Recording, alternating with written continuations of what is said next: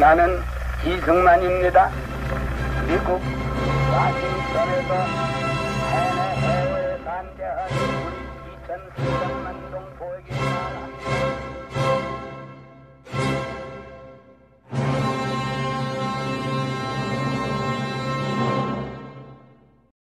여러분 안녕하십니까?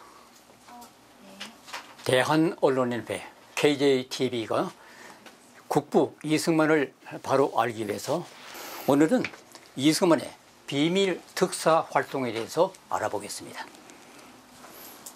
이승만에게는 민영환과 한교설의 밀서 이외에 전달해야 할 또 하나의 문서가 있었습니다. 1905년 7월 5일 윌리엄 태프트 이분을 단장으로 한 미국의 아시아 순방단이 샌프란시스코에서 출발했습니다. 단장인 태프트는 훗날 시어도 루즈벨트의 뒤를 이어 27대 대통령으로 취임했을 만큼 정계의 실력자였습니다. 루즈벨트 대통령의 딸 앨리스도 참여했던 순방단은 대여일 동안에 하와이, 일본, 필리핀, 중국, 대한제국을 항해했습니다.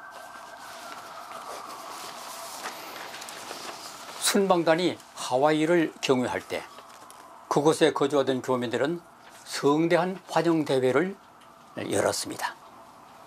그리고 일본의 위협으로 위태로운 대한제국의 상황을 설명하며 미국의 도움을 간청했습니다. 태프트는 대단히 동정적인 태도를 취하며 대통령에게 보내는 소개장을 작성해 주었습니다. 이에 크게 고무된 교민들은 하와이 거주 한국인이 루즈벨트 대통령에 드리는 청원서를 작성했습니다. 이승만은 하와이 교민을 대표한 윤병구 목사와 함께 태프트의 소개장을 앞세워 1905년 8월 4일 뉴욕시 동쪽 오이스터만의 루즈벨트 대통령 별장을 방문합니다.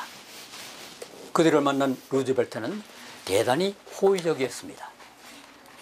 귀국을 위한 일을 하면 무슨 일이건 할 용의가 있다고 말했습니다. 다만 외교적인 일은 정식 절차를 밟아야 하니 청원서를 워싱턴의 한국 공사관을 통해서 제출하라고 권유했습니다. 그러면 러시아와 일본의 평화회담에 즉각 제출하겠다고 약속했습니다. 네.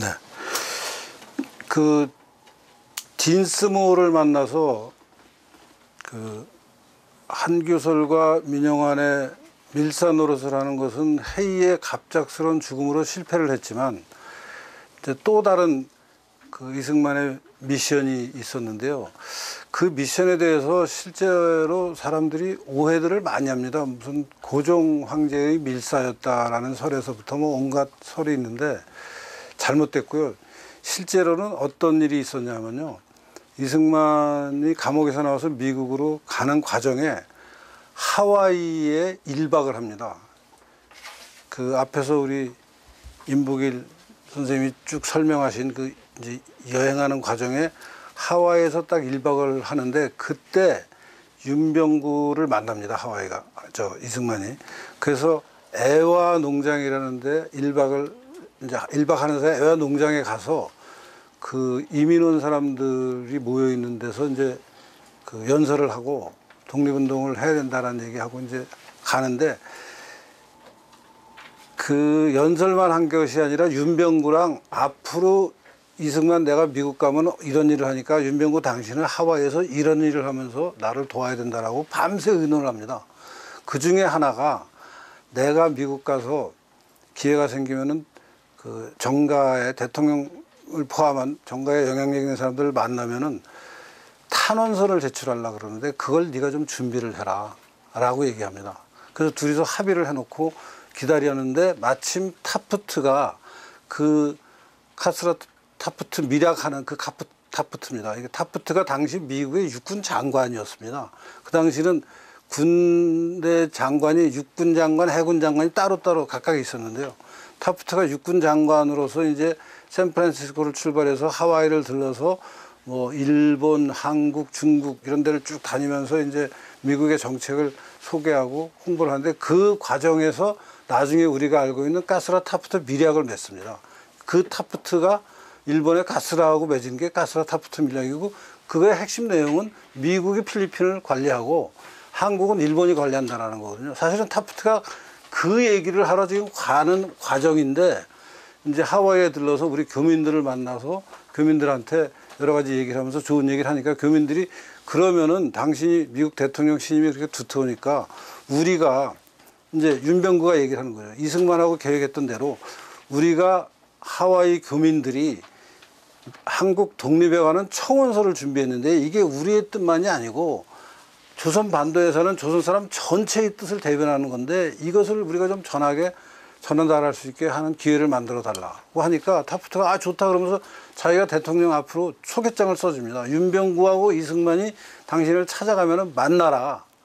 그래가지고 이제 우리가 아는 루즈벨트라의 면담이 이루어지는데 그 면담하는 그 과제를 이제 이승만이 안고 이제 아까 얘기한 그 7월달 행사를 하는데 이 타프트와의 면담에서 그 청원한 내용이 지금 완전히 100% 알려져 있습니다. 말하자면 하와이 교민들이 미국 대통령에게 청원한 청원서가 있느냐 실존합니다. 근데 그 실존하는 문서가 어디 있냐면요. 이 대한제국의 비극이라고 맥켄지라는 사람이 쓴 책을 신봉룡 교수가 번역한 책이 있습니다. 이 대한제국의 비극. 이 책의 부록에 보면은 287페이지에 루즈벨트 대통령에게 보내는 하와이 교민의 청원서. 그게 호놀룰루 하와이에서 이제 서명이 된 거고 1905년 7월 12일 날 한 거다라고 해서 요 전체 텍스트가 나와 있습니다. 책의 페이지로 한 2페이지 가량 되는데요. 다소 길지만 재밌습니다. 내용이. 한번 읽어보겠습니다. 네. 미국 대통령 각하, 다음에 서명 날이 난 저희들은 현재 하와이에 살고 있는 8,000명의 한국인들이 1905년 7월 12일 하와이 시에서 개최한 특별회의에서 그 권한을 위임받아 다음과 같이 청원하는 바입니다. 우리 하와이에 살고 있는 한국인들은 1200만 동포들의 느낌을 알려드리면서 삼가 다음의 사실들을 가깝게 아렵니다. 러일 전쟁이 일어난 직후 한국 정부는 일본과 공수동맹 조약을 체결한 바 있사온데 이 조약에 따라 한국의 전 국토는 일본에 개방되었고 우리 정부와 국민들은 한국에 안팎에서 일본의 군사활동을 도와오고 있습니다.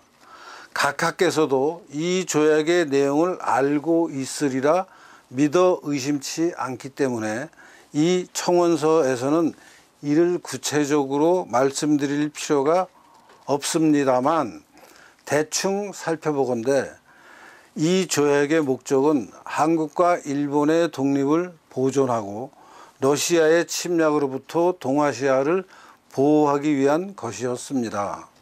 한국은 일본으로부터 우위 있는 대접을 받고 또 러시아의 침략으로부터 보호를 받는 대가로 우리의 영토를 그들의 군사활동 기지로 사용토록 허락하여 주었습니다.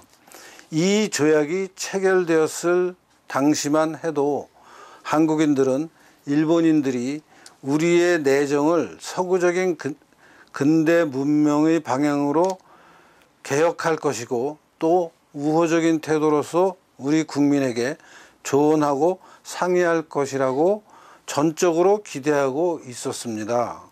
그러나 일본 정부는 한국민의 생활 조건을 개선하기 위해 아무런 일도 하지 않음으로써 한국을 실망과 후회에 빠지게 만들었습니다. 그와 반대로 일본은 수천 명의 거친 무례한 무리들을 한국에 이주시켰으며 이들은 아무런 공격 의사도 없는 한국인들을 가장 불법적인 태도로 상대하고 있습니다. 한국인들은 그 천품이 싸울 줄도 모르고 남을 공격할 줄도 모르지만 자신에 대한 일본인들의 무도한 행동을 심히 저주하는 바입니다. 일본 정부가 그러한 불법한 행동을 허락하였다고 믿을 수는 없지만 그렇다고 해서 일본 정부는 이러한 사태를 저지하기 위해 아무런 조치도 취하지 않았습니다. 그들은 과거 1년 반 동안 우리 정부로부터 모든 특권과 이권을 강제로 빼앗았으며 그 덕분에 그들은 사실상 지금 한국에서 가치 있는 것이라면 모두 소유하고 있습니다. 우리 한국의 일반 국민들은 동맹조약이 체결될 당시 일본이 내세웠던 약속을 믿지 않고 있으며 그들이 우리에게 고백한 그 호의라는 것도 심히 의심하고 있습니다. 지리적으로 보나 인종적으로 보나 상업적으로 보나 우리는 일본의 우방이 되기를 바라며 우리의 내정개혁과 교육 문제에서도 그들의 지도를 받고 또 수범을 보고 싶었습니다. 그러나 한국인을 희생시키는 그들의 이기적 정책이 계속됨에 따라서 우리는 그들에게 걸었던 신뢰감이 흔들리고 있으며 한 국가로서의 우리의 독립을 보장하고 내정개혁에 조력하겠다던 그들의 약속이 헛된 것이 되지 않을까 하여 두려워하고 있습니다. 바꾸어 말해서 일본의 대한정책은 러일 전쟁 이전에 러시아가 취했던 정책과 흡사한 바가 많습니다. 미국은 우리나라와는 많은 이해관계가 있는 나라입니다. 미국인들이 관리하는 공업, 상업, 그리고 종교 사업이 크게 번창하고 있는 지금 미국 정부와 미국 국민은 한국의 진정한 현실과 일본이 한국에서 저토록 승세한다면 그 결과가 어찌 되리라는 것을 똑똑히 알아야 한다고 믿는 바입니다. 미국인들은 정정당당한 행동을 사랑하며 모든 인류에게 정의를 외치고 있음을 우리는 알고 있습니다. 우리는 또한 각하께서 특히 개인 간이나 국가 간의 정당한 거래를 주창하는 분이라는 것도 잘 알고 있습니다. 따라서 우리는 각하께서 국난에 처한 우리 민족을 도와주시리라는 희망을 가지고 이토록 청원하기에 이른 것입니다. 러일 간에 강화회담이 진행되는 동안 각하께서는 그들의 타결 조건에 관해서 그 어떤 쪽에도 아무런 암시를 제시하지 않으리라는 것을 잘 알고 있습니다마는 한국에 그들이 자주 정부를 지키고 다른 열강들이 우리 민족을 억압하거나 학대하는 일이 없도록 각하께서 어떤 방도를 강구해 주실 것을 간절히 바랍니다. 한미수호 통성조약에 규정한 바에 의하면 한국은 미국에게 도움을 청할 수 있도록 되어 있습니다. 지금이야말로 우리에게 미국의 도움이 가장 필요한 때입니다. 각하의 충실한 신복 윤병구 이승만 근서 삼가 썼다는 얘기죠. 이렇게 구구절절한 청원서를 루즈벨트 대통령에게 준비해서 하와이 교민들의 이름으로 또 거기다가 8천 하와이 교민들의 뜻은 사실은 조선반도 전체 한인들의 뜻이다라는 얘기까지 담아서 이제 루즈벨트 대통령한테 이걸 제출을 했는데 루즈벨트는 말씀하다시피 의례적으로 그러면 외교적으로 이 문서를 절차를 밟아서 제출을 해달라라고 하면서 이제 그러면은 내가 적절한 조치를 취하겠다. 그리고 이제 그 사과모 별장에서 이승만을 돌려보내죠. 그런데 사실은 루즈벨트와 타프트가 일본하고 밀약을 이미 물밑에서 진행하고 있는 때예요. 이승만으로서는 이 당시에는 이런 뒤통수를 맞을 것을 전혀 모르고 정말 최선을 다해서 미국 대통령한테 얘기하면 일이 해결될 수 있을 거다라는 기대를 갖고 했는데 국제 정치의 현실이라는 게 얼마나 무서운지를 나중에 깨닫게 되죠, 이승만 대통령이. 실제 이 일이 있고 나서 한 20년 후에 이제 공개가 됩니다. 가스라테프트 밀약이. 그때서야 이승만도 내가 그때 이렇게 헛발질을 하고 있었구나 하는 것을 알게 되면서 국제 정치라는 게 이렇게 무서운 거구나. 여기서 우리가 앞으로 이승만 대통령이 사실은 이런 실패를 통해서 국제 정치의 달인이 되는 어떤 그 첫 시험하는 문을 통과하는 그런 셈이라고 볼 수 있을 것 같습니다. 네, 당시 이승만은 날아갈 듯 기뻐했습니다. 그는 희망의 부표로 워싱턴의 한국 공사관으로 달려갔습니다. 정식 외교 경로를 거쳐야 할 경우 적극 도와주겠다고 했던 김윤정 공사에게 자초지종을 말했습니다. 그러나 김윤정은 이승만이 알던 그 김윤정이 아니었습니다. 사실 김윤정은 이중 플레이를 하고 있었습니다. 이승만에게는 자신이 공사가 되면 적극 협력하겠다고 말해놓고 동시에 워싱턴의 일본 공사에게는 이승만의 활동을 상세히 보고하며 자신이 한국 공사가 되면 일본에 적극 협력하겠다고 약속하기도 했습니다. 훗날 김윤정은 일본 측에 협력한 결과로 전라북도 도지사가 되기도 했습니다.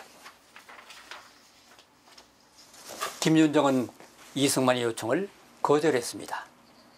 마른 하늘의 날벼락을 맞은 이승만은 할 말을 잊었습니다. 순간 4000년 역사를 지닌 이 나라가 이제 망하는걸 하는 생각에 망연자실했습니다.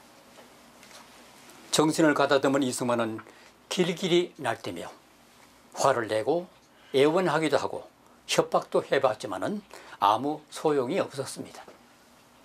오히려 경찰을 부르겠다는 김윤정의 위협에 공사관에서 쫓겨나고 말았습니다. 네, 그 당시 이제 처음에 이승만이 처음 워싱턴에 일하러 갔을 때는 서기관이었다가 이승만이 서울에 이승만을 도와주던 민영환과 한기설에게 연락을 해서 김윤정이 공사가 되도록 도와줍니다.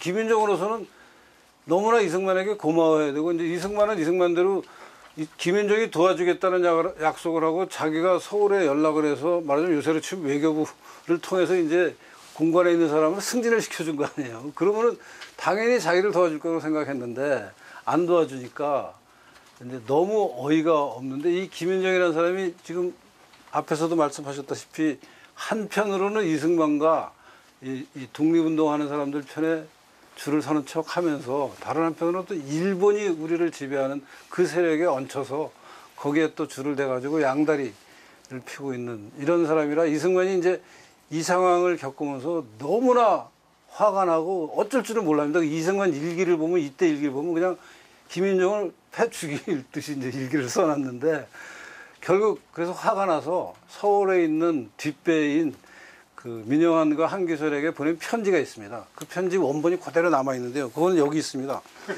이승만 동문 서한집에 이게 상중하 3권으로 되어 있는데 여기에 보면은 여기 잘 나올지 모르겠다. 이승만이 민영환에게 1905년 8월 9일 날 보낸 이제 편지가 이게 이제 연세대학교 이승만 연구원의 편지의 원본이 있고 그 연구원에 있는 원본을 이제 책으로 이렇게 만들었는데 이걸 읽으면은 요새 분들이 읽기가 쉬운 요새 말로 바꿔놓지 않고 옛날 편지 그대로 지금 써놨어요. 그래서 읽기가 어렵고요.